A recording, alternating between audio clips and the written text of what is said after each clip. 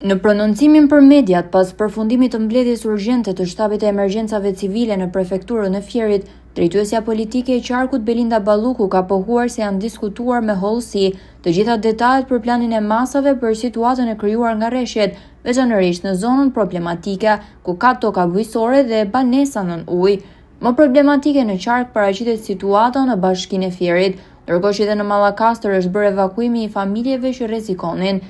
Vendimtare mbeten 8 orët e ardhshme ku situata po mbahet në monitorimin e plot, ka pohuar Balluku, teksa ka theksuar se në qarkun e Fierit fatmirësisht nuk ka patur dëme në bagti pas janë evakuar në kohë rekord, ndërkohë që ka pohuar gjithashtu se në vëmendje të veçantë në diskutime ka patur strehimi të evakuarve, por edhe faza e paspërmbytjes që ka të bëjë me dëmshpërblimin e dëmeve, proces që do të kryhet nga bashkitë në bazë të akteve ligjore për fatkeqësitë natyrore. Gjatë mbledhjes bordit emergjencave për qarkun Fier, diskutuan për gjithë situatën.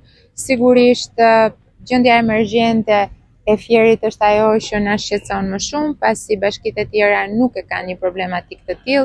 Ka lushnja disa toka rreth 60 hektarë që ndodhen në ujë në këto momente, por janë më shumë toka bujqësore.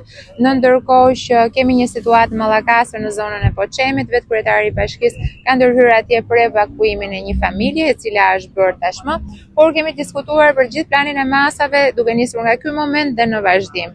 Keni parasysh që ka një përmirësim të motit në këto momente, përveç erës që do të arrijë edhe kulmin e saj në ulësirën perëndimore me 25 metra për sekond. Nga ana tjetër, kushtet atmosferike po përmirësohen. Për sa i përket prurjeve të vjosës, sigurisht ne nuk shikojmë vetëm rreshjet që ndodhin në lokacionin ku ndodhemi, pasi ka të bëj edhe me prurjet që vijnë nga zonat e tjera të jugut, pra duke nisur nga zona e jugut të Shqipërisë, por edhe nga Greqia. Megjithatë, do ta monitorojmë në 8 orët e ardhshme për të parë të gjithë vijimsinë. Është e rëndësishme të thuhet që i kemi kërkuar të gjithë në bashkitë e qarkut të Fierit që të jenë në gatishmëri dhe të ndihmojnë njëri tjetrin. Kështu ka ndodhur edhe me bashkinë e Roskovecit, me bashkinë e Patosit, kanë vënë mjetet e tyre në dispozicion edhe bashkia e Lushnjës, i kanë vënë mjetet e tyre në dispozicion të bashkisë Fierit, siç janë autobotet apo edhe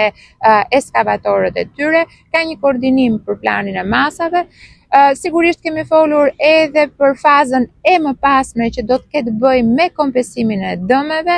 Bashkitë do ta performojnë këtë proces, bazuar në gjithë aktet ligjore dhe kornizat ligjore që parashikohen për gjitha dëmet që vijnë nga fatkeqësitë natyrore.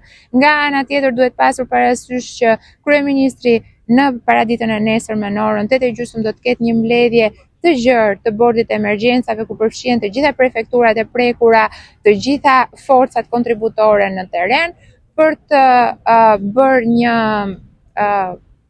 përmbledhje të situatës, por sigurisht që është e rëndësishme për të bërë një plan për vijimsinë e kësaj situate, duke qenë se dhe ditën e shtunë do të ketë rreshje në gjithë territorin, por mbi të gjitha edhe planin e masave për dëmshpërblimet që në këto momente unë besoj që qytetarët duhet dëgjojnë. Është lajm i mirë që nuk ka pasur dëmtime në bagti në zonën e Fierit.